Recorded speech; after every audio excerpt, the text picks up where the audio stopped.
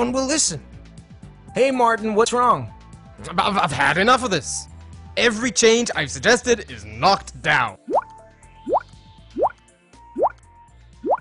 It's impossible to change anything around here. And maybe your suggestions are no good? That's nonsense. You know why it happens. Everybody knows. It's because people resist change. Resist, resist, resist, resist. You are wrong. I don't resist change, and neither does the average Joe. Everyone is pushed for major changes in his or her life. Many young people leave their homes, choose to get married, prefer children, and show me somebody who resists the change of a promotion at work. Can you really fool yourself that you don't resist change? I resist only the changes that I have a good reason to resist. The others I accept. Baloney! Try me. Okay, I'm game. Making a change is like climbing a mountain. Here's one. Climb it.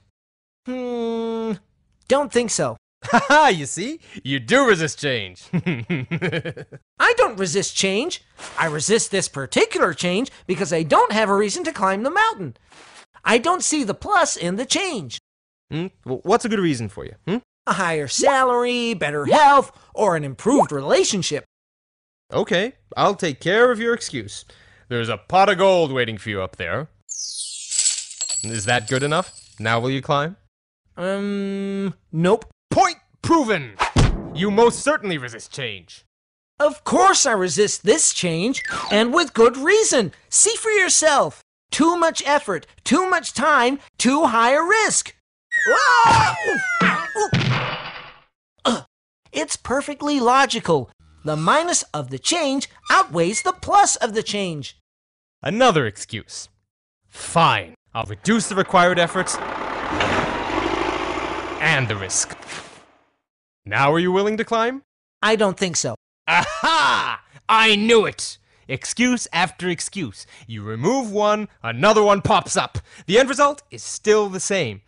The change is definitely good for you, and yet you still resist. But it's not good for me.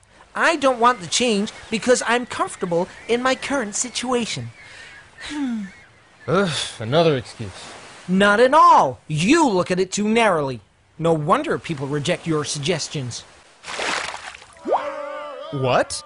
I looked at both the plus and the minus sides of making the change. Yes, but you've ignored the pluses of not changing.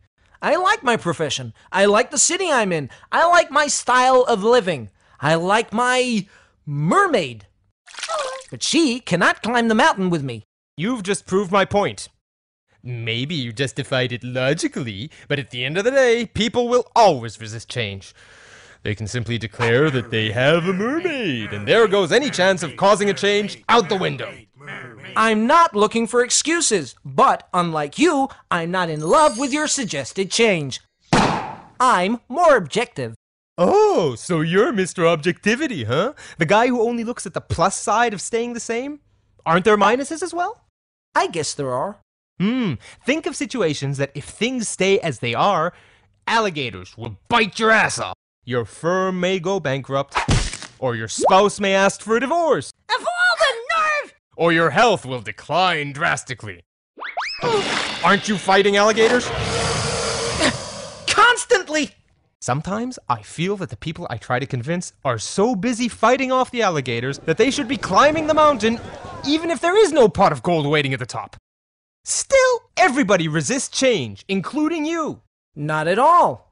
Show me how the pot is large enough for me, and the teeth of my alligator are sharp enough, and my effort and my risk to change is not as big, and that I don't have to give up on a beautiful mermaid, then, I assure you, I will climb the mountain. That's what I do, and it doesn't work. Really? Have you ever tried to present all four sides of your suggestion? Let me ask you a more pertinent question. Did you figure out in advance what the pot is for the person you're trying to convince? Not your pot, but his or her pot. What is his or her crutch? What are the alligators and the mermaids for the other party? I guess not. There you go. Also, when you concentrate on one aspect and the other person concentrates on another, you are bound to miscommunicate. Looking at all four factors and doing it from the other party's perspective sounds like a lot of preparation. Are you sure it'll pay off? Not if you believe that people are programmed to resist change, or any change.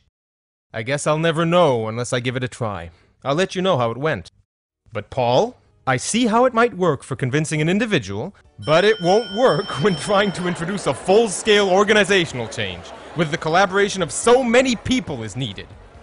Yes, it will, as long as you recognize that for different individuals, each of the four elements might be vastly different. A lot more work, but who said that changing an organization is easy? Ellie Goldratt, the person who wrote The Goal, shares his experience on how to change a whole organization in his new book, Isn't It Obvious?